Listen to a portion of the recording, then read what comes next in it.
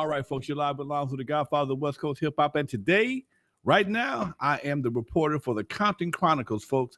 A YouTube channel, a Facebook page, and a platform to disseminate information around the world, but also mostly for Compton and around the world. Today, I'm doing something a little bit different. Well, no, it's not really different. Not really different. I'm interviewing a partner of mine, a brother who has been on my show several times, my other show several times, and he is running for sheriff of Los Angeles County, folks. He's a good buddy of mine. I told him I wanted to interview him. He's giving me his interview today. I want you to meet him. I want you to talk to him. And at some point, we can open up the phone lines. You can give him a call to ask him a question for yourself. Right now, I'm bringing on my man, Cecil Rhambo. How you doing, Cecil? How you doing, brother? I'm good. I can't complain, man. I can't complain. You know, you and I we connected years ago when you were over in Compton as a sheriff, as a city manager. In fact, you put me on a quest to do something I forgot all about I was supposed to do, and I'm still working on it. But today we're here to talk about you and your quest to become the top sheriff in the county of Los Angeles. Why are you running, Cecil? Well, I mean, Alonzo, you know me a long time, right? So I come from the community. I've been working for the county for public service actually since the mid '70s, and I've done everything from working Parks and Rec as a young lifeguard to 33 years in the sheriff's department, where I did, undercover narcotics back, when I had hair. Worked internal affairs twice as a lieutenant and as a sergeant. Brought in AB 109. I sat on the Community Corrections Partnership. And then spent 33 years in that department working pretty much everything. When I left there, I got recruited to do city management, and I was assistant city manager and interim city manager of Carson. Then I became the city manager of Compton, and now I'm the chief of police at the airport. So I'm running because the department is, I think it's time. It's in need of someone who really knows how to hit the ground running. The department is very large, it's very complex. And it's not really, the condition that it's in is not something that someone who has to figure out things should take on. So I'm a lifetime public servant. I've got experience, and I believe I'm the right candidate at the right time.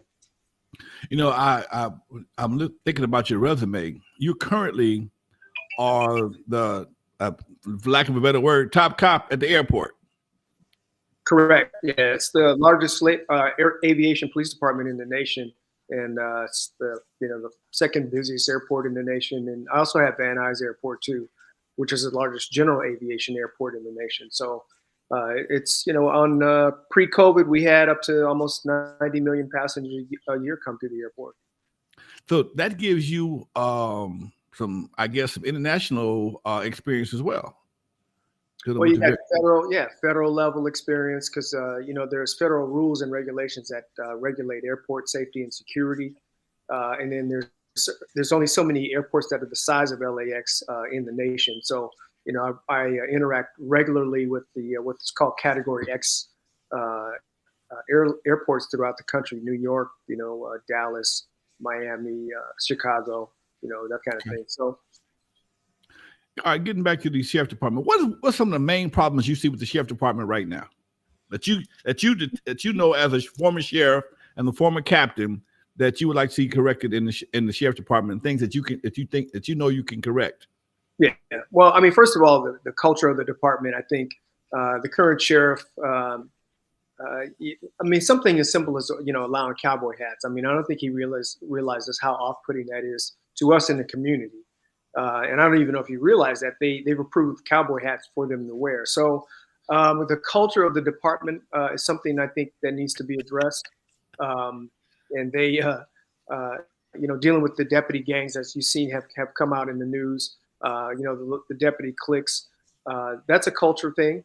And if you think about the way we treat people in the field, when I was a captain out there, we really we did progressive things before the lexicon progressive existed. I was out there doing community engagement, leading the intervention programs, working with the gang intervention workers when it wasn't popular. And right. So, now that people see the value in, I plan to expand those programs and work more collaboratively with the community because there's support there for that.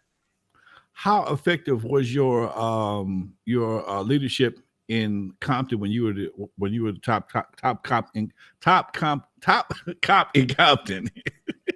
Yeah. Well, I mean, look, Alonzo, you were there, you and I were there, and so you saw, obviously you saw Compton before and after. And one of the, for me, we had established, the youth boxing center and computer lab over there off of Alameda and Elm.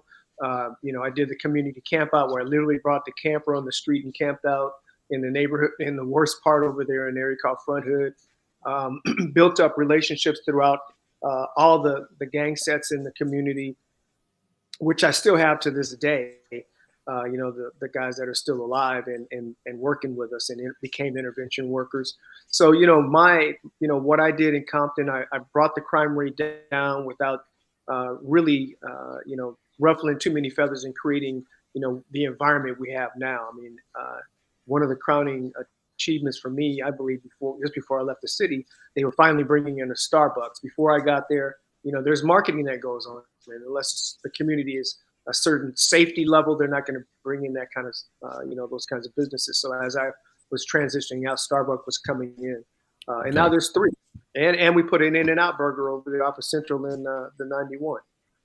So you're saying that the level of safety is a major factor when it comes to bringing business into cities like Compton or any city.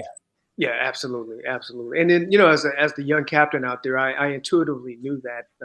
But I also intuitively knew that coming from Compton, as my first home, and then having family out there, that interaction with the community, we aren't going to arrest our way out of it. So we spent a great deal of time, doing community engagement, community collaboration, building bridges with the churches and the faith-based groups, the civil rights groups out there. So, everybody pretty much knew who I was and knew what I stood for, including the deputy personnel.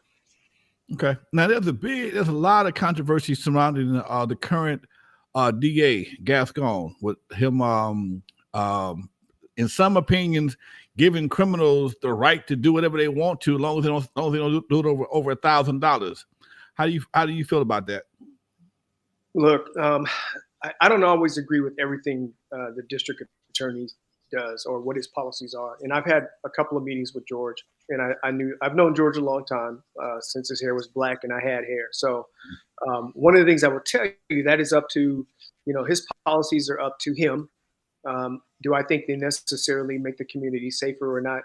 That's hard to say, right? Because if you look at the $950 petty theft, leverage, or the grand theft ceiling, it's $1,500 in Texas and $1,000 in Arizona. People don't know that. So people also forget how much crime was going on in the late 80s, early 90s, and that what we're seeing now coming out of the pandemic is people really coming out, finally coming outside and getting out. But my whole point about with George is I can disagree with George without being disagreeable. That's my position on George. He stays in his lane and I stay in my lane. Okay. Rumor had that they're talking about building another jail. Have you heard anything about that? Or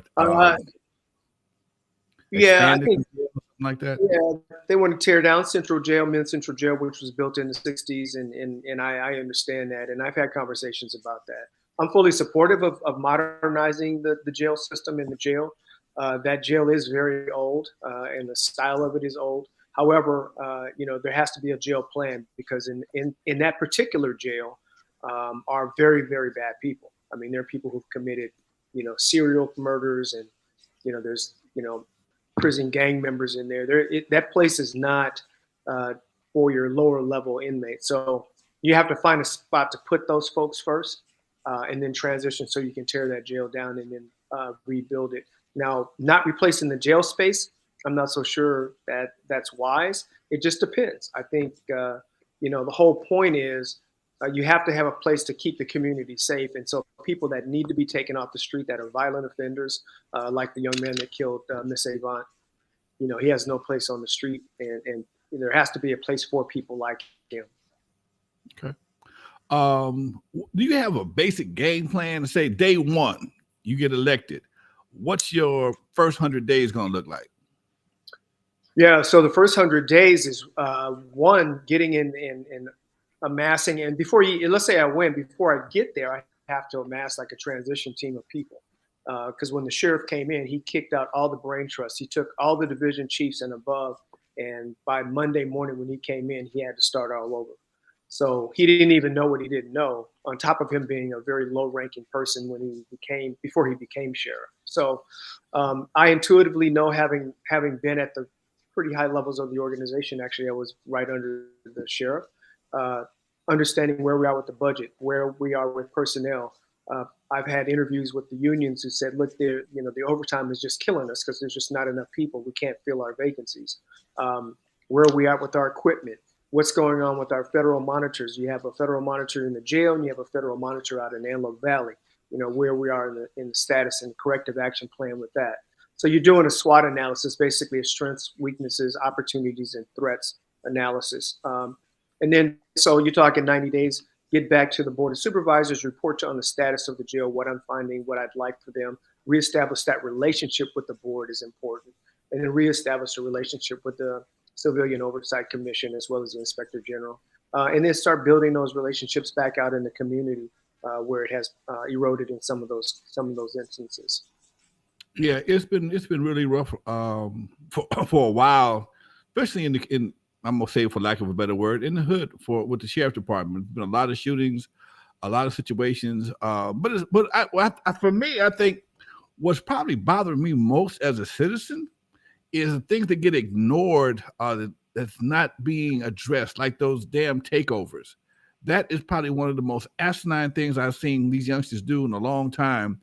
And they just kind of just do them at random, just like with the petty theft situation. There's no real consequences, or is there, that I'm not aware of? Yeah, so when you see that, and I've experienced dealing with those kinds of things, particularly crimes that cross jurisdictional lines, right? They're happening in other cities, and then they're within the county, but not necessarily in sheriff's area, the LAPD, Santa Monica, Beverly Hills. So there's crime task force that you use to do that. What's changed about crime and how it's organized is social media. So now, people can organize themselves. You remember the whole flash dance and flash mob and that move. Right. Same thing with the traffic street takeovers where they're doing donuts in the street and all that. That kind of stuff is really organized on social media and other platforms. And there's methods to deal with those issues. And so we have, through intelligence methods and in dealing with multi-jurisdictional task forces. But to your point specifically, if you enter a building with the intent to commit that crime, that's not a petty theft, it's a burglary, it's a felony. And so charging the people with the right crimes, with the right charges is important. What we're bracing ourselves against, or what we're up against, is people in the community who also want a little more empathy, less prison, less pipeline to prison, and more rehabilitation. And so the question of the sheriff is, how do I, one, get to these young folks before they even do those kinds of crimes? Is it intervention and prevention? Is it discussing, meeting with some of the shot callers and letting them know, look, this is what's going to happen. Let's get these folks some jobs, work with the Workforce Investment Board, get people trained up, work with the unions, because you really want to stop the crime before it happens. Because when you look at the news media of it, unfortunately, it's now we're seeing young women doing the smash and grabs, right? So where are we going wrong? Where is society going wrong?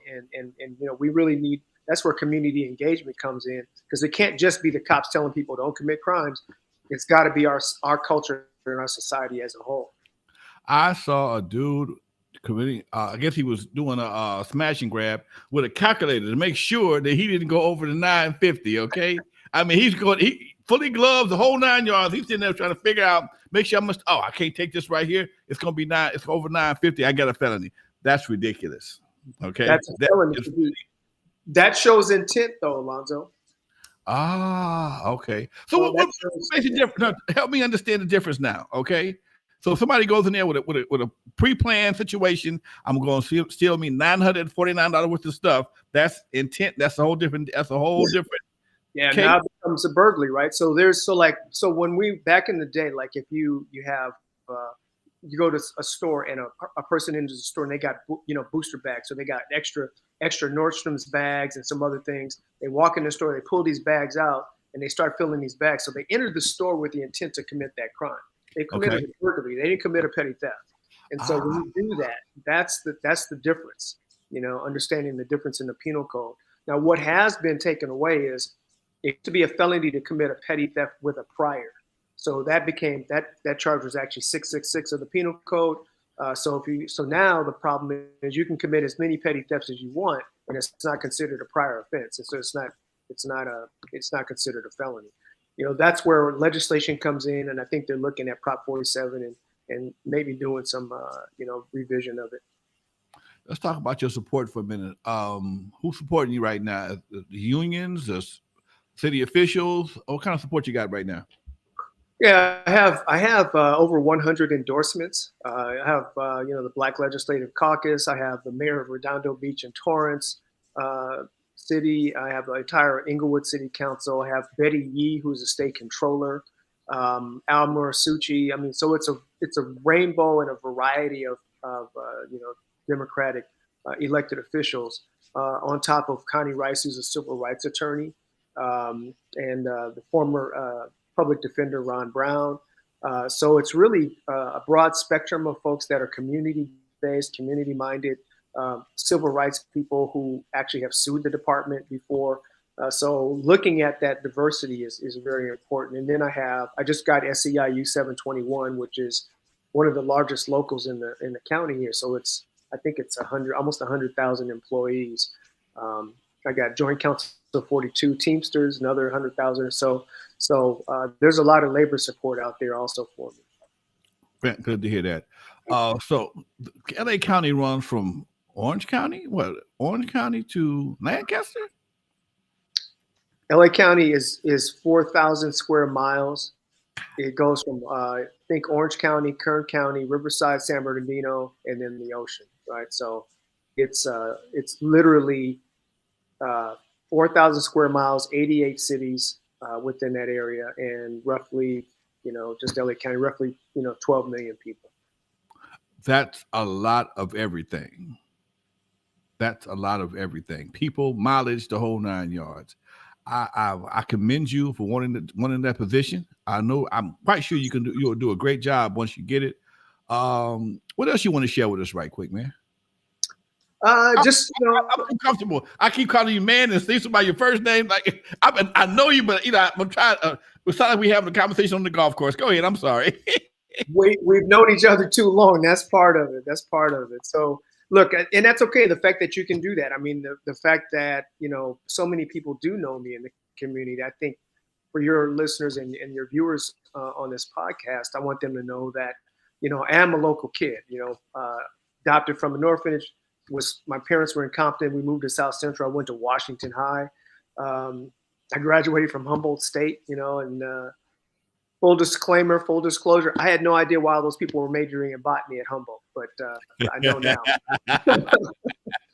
This was in the 70s, right? So, I'm really, really just a fortunate, regular guy from the neighborhood who has been blessed enough and really lived through enough things in the organization, lived through enough things as an adult, got called on to do leadership outside the department. Once you retire from a job, you don't really know what you're going to do. I got called before I was leaving to take on leadership positions. And so even when I left Compton, I got a call from the CEO of the airport to take on the chief of police job there.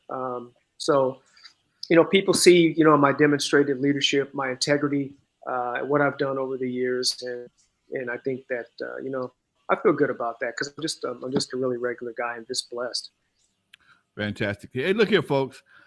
You are talking to Cecil Rhambo. He is currently the top cop at LAX or the whole airport system. Am I correct?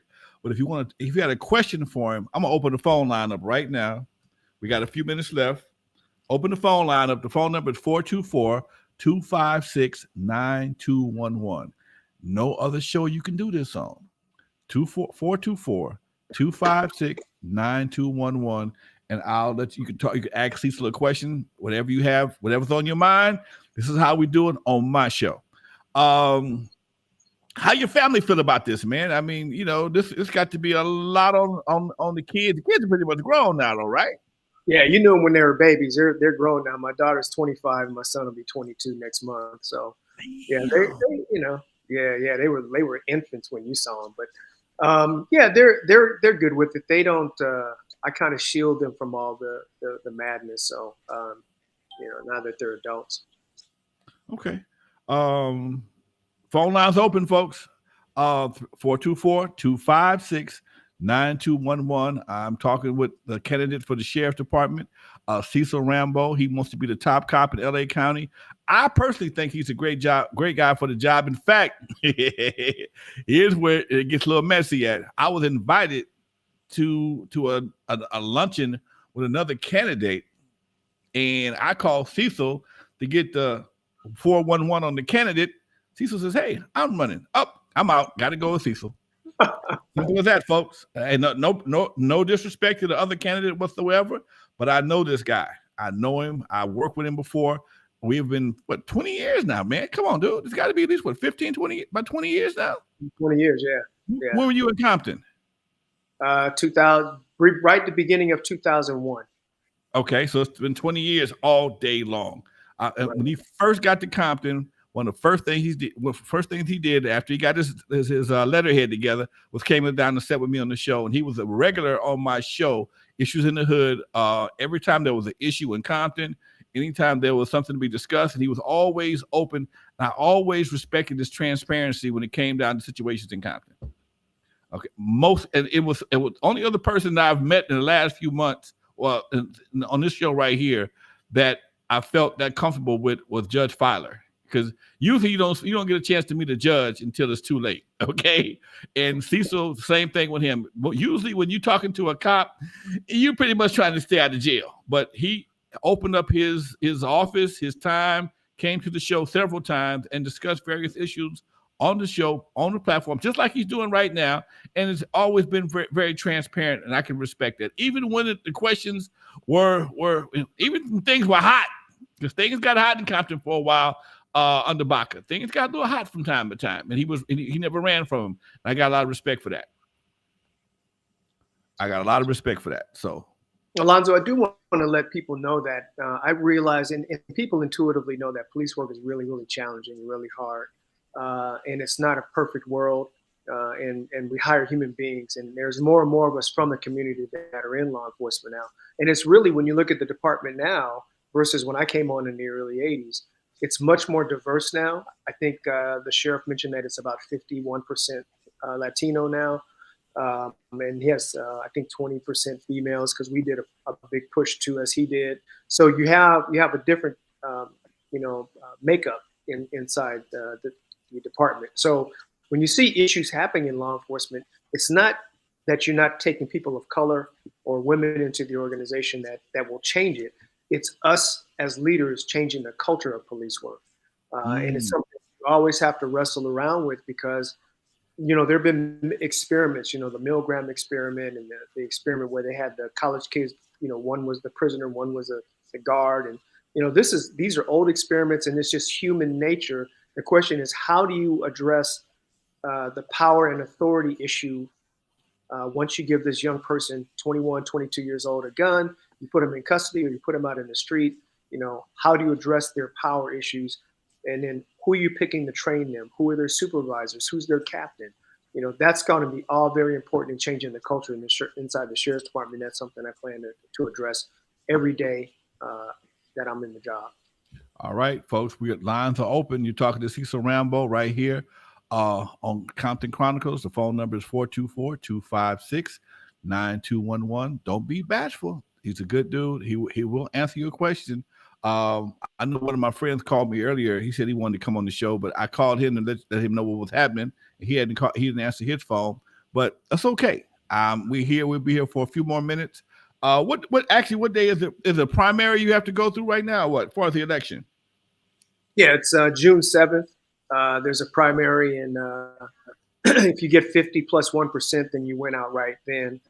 And so, there's 7 of us in the race, and, there's the challenger who's from Long Beach, and then Eric, there's another challenger who's actually from Compton PD, that is running in the race. So, Eric, he's the one who replaced you, didn't he? After you for the chief at one point, I think I No, might have. he's a lieutenant. That wasn't Eric, but that was a different Eric. Yeah. Okay, okay, Yeah, okay. yeah. The cat running is a lieutenant, and so again, it takes a certain amount of. I mean, it's hard to go from being a lieutenant to running a $3 billion organization. 3 billion. 3 billion. Yeah. Wow. Okay. So what's based on economics? What's the budget for, say, the airport? The airport's up there too. I mean, we have $14 billion of just construction going on at the airport. So when you look at the airport, it's a different beast. It's really a city, quite frankly. Okay. It's literally been transformed over the last really since COVID. I mean, the projects are going on, but COVID actually helped us fast track a lot of the development that we have in place there. So there's a number of things that you'll see at the airport in the future in terms of growth, more terminals, more development to the north. So it'll be, in the next, by the time the 28 Olympics come, it'll be almost a whole different airport. Now I got to ask you a quick question. The Super Bowl 2 weeks ago. I know there had to be a major impact on your job at the airport. How much did that affect what you were doing over there? I mean, there was an impact, but it wasn't as major as because there were several events around the city that LA city was planning. But our role at the airport was to receive the team, receive the friends and family, make sure they landed safely and they got off the property, and then that they took off safely. So, and then we actually had a lot by Proud Bird where people could park and they could tailgate, and so it was really the overflow parking for the stadium. So that everything went really well, and we coordinated that with a number of other entities, including LA City Department of Transportation and our federal partners. Okay. All right, folks. The phone lines are open. 424-256-9211. If you have a question for the candidate of the mayor of the sheriff of Los Angeles County, now's the time to talk to him, folks. You might not get an opportunity in a public forum. Right now, we have a public forum that's being digitally broadcast, and I got a phone in my hand right now. All you got to do is dial the number 424-256-9211. Don't be bashful. He's a good guy. He'll talk to you. Just don't say that stupid. That's all I ask. Don't embarrass me, okay? Don't embarrass me. All right, 424-256-9211. We have about 3 minutes left talking to Cecil Rhambo. Anything else you want to tell the folks before we get out of here, Cecil? Yeah, that one, I really found being a city manager really, really fulfilling, and I loved working in Compton and really trying to give back. And there's nothing that replaces the feeling of being able to trim the trees on the street. I was actually filling potholes with shovels with the guys out there, opening up that campsite over there off of Raymond and over in the farms. Compton is a unique city, and I have a huge affinity for it. So as sheriff, if I'm fortunate enough to win, I really plan to embrace Compton even further and work with that community as well as all the other communities in the county. But you also I remember seeing you out doing pulling weeds in the what's that, the river or whatever, cleaning the riverbed out. Yeah, the Compton Creek. Yeah.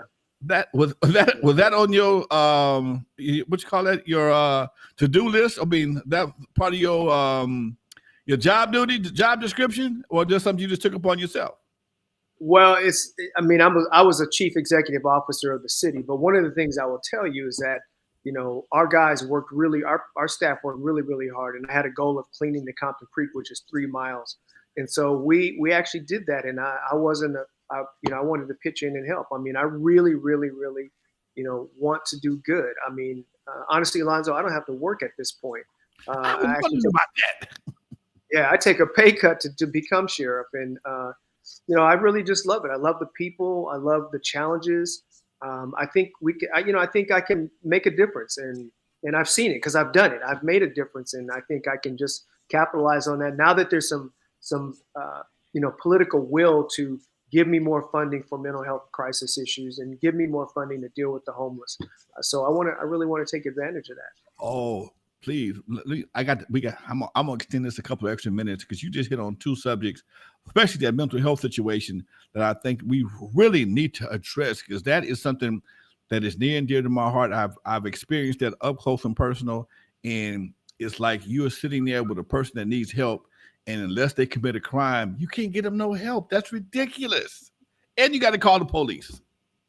Right, yeah. Now you don't know if you call the police, and you get the wrong cop to the call. You don't know how this is, and it was a really a difficult decision. We knew we had to call the police, but I'm like, I can't let them just do anything to my folks. And what do you do? I hope that the city supervisors do find some type of budgeting for mental health, because it's definitely something needed in our community. One thing, Alonzo, I think people forget, and you know, I'm probably oversharing here. You know, I had a cousin, a relative of mine. She's passed away now, but she was regularly at Norwalk, and Norwalk was a mental health facility out there. There's a Tascadero, mental health facility for the criminally insane. So the problem is there's no capacity, and so you have, and you don't know what to do with the mentally ill unless they quote unquote commit a crime. And you can take them for 5150 when they're a danger to themselves or a danger to others, but they're only held for 72 hours. Right. So that's the frustration. Ideally, what I prefer to see is some, and there's money at the state level. You don't have to. It doesn't have to be balanced on the back of law enforcement, because you need cops out there. But there's money at the state level to deal with the mentally ill, and if you can create capacity for mental health professionals to be able to respond, we should be the last resort. Now, we'll protect you, but it shouldn't be our job just to be the tip of the spear dealing with the mentally ill. So I think that's where we run into issues. One of the things that I'll share with you, I would really love to do, and I'm going to implement when I become sheriff, is take a community like Compton or Willowbrook or Linwood. Take any community. It could be Malibu. In that community, there are people who have autistic children or adults who have parents with special needs that are going into senility. I want those folks identified so that they can be placed in the system. They can, so when you and I get that call, we go, oh, that kid is the Rhambo kid, or that's the, Williams' son, that kind of thing. And I can call you and say, hey, Mr. Williams, we have your son out here. So there's a relationship out there. And that's something that, in Compton, as a city manager, we had swim programs for the autistic, and we knew these families, we knew these folks. Now, you said something about homeless as well. How could the sheriff address homelessness? How could you deal with that? Well, so let's just do the part that's just in my lane. One, you have land use issues, right? So when they're hole up in abandoned buildings or camping out on the streets, municipalities have anti-camping rules and that kind of stuff. So, but ideally, what you want to do is, because there's certain laws that govern how you deal with the homeless, is you want to make sure you're compassionate, you're treating people with dignity, you're offering them services, you're providing them with someone from PATH or LASA, to get the housing. When they refuse all help and they refuse all services, that's when you have to enforce your land use laws and take them. I mean, because we've been allowing them to stay out there, and a lot of that is COVID driven. But at the end of the day, they've created environmental problems. They've set fires. They've created other dangers that normal, regular citizens just couldn't do. But specifically as a sheriff, we process about 2,000 people in and out of the jail system a week. A week. So when you have that many people, because there's 20,000 beds in the jail, I think the current population right now is about 16,000. People come in and out. Their average stay, when I was there, was like 54 days.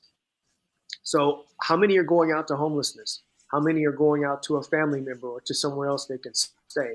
So getting jail in reach for bridging at housing is something that I want to make sure that we're addressing. So we're not helping to feed that homeless population. The other part is that the sheriff's department is responsible for the court system. So eviction moratoriums are over. What happens when, the Williams and Rhambo family get evicted? Well, if I know that ahead of time, let's get them some services, some rapid rehousing before they're evicted, so that they have somewhere to go, and then the landlord can rent their place, right? So understanding the processes in place, I think, are important for the future sheriff to see how he or she can work with that, addressing that issue. And then I'll make this last point. Compton had a Section 8 program In Carson, I ran the Workforce Investment Board, which is basically job employment. I'd love to develop a unit in terms of reentry where we have housing specialists that are working with our municipalities that we work with and finding housing through their housing programs and then tying people to jobs.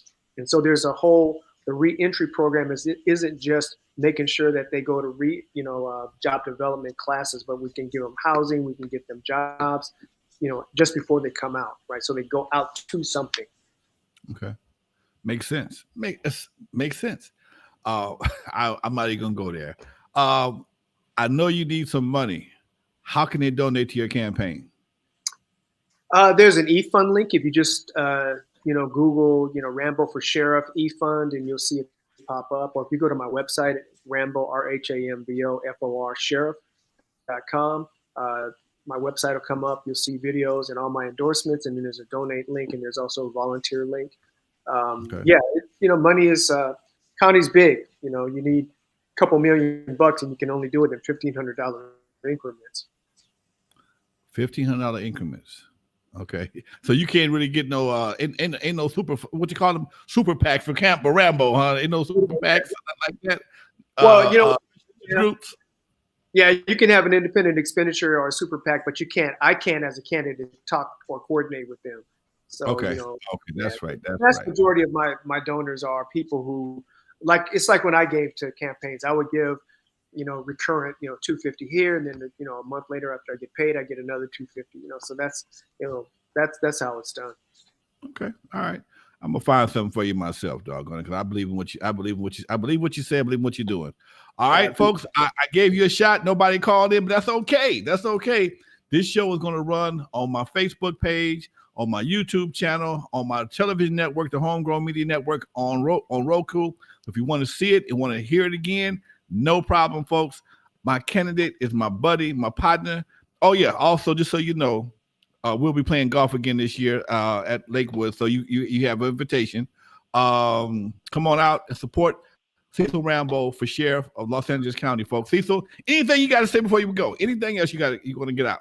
Hey, you're not electing a sheriff in me. You're electing a partner. I love you all, and I really, really look forward to being the next sheriff. All right. That's it right there, folks. Cecil, thank you very much, Doc. I will see you on the golf course. If you want to come back again, give me a holler. You got it. All right? I appreciate it. Let me know. All right. Okay. Peace. We out of here, y'all. That was Cecil Rhambo running for county sheriff, folks, of Los Angeles County. Good friend of mine. Good brother. When I met him, we just kind of click, folks. And there's sometimes, especially a brother in that position, we just click. And sometimes you got to support people that oh shoot, I forgot about the chat room. Damn it, there it is right there. Anyway, folks, we out of here, folks. Thank you very much. I'm sorry, I was so busy with the interview, I didn't look to open the chat room up, and I see them all here. Martin's here, Steve's here, B-Rock, Rock BG, Slate Rock, everybody's here, folks. Thank y'all for tuning in. I'll address it again on my Tuesday show with Dusty Vision. In the meantime, folks, you're live with Alonzo, the Godfather of West Coast Hip Hop, and this is another episode of the Compton Chronicles, folks. We're out of here. Thank you. Peace.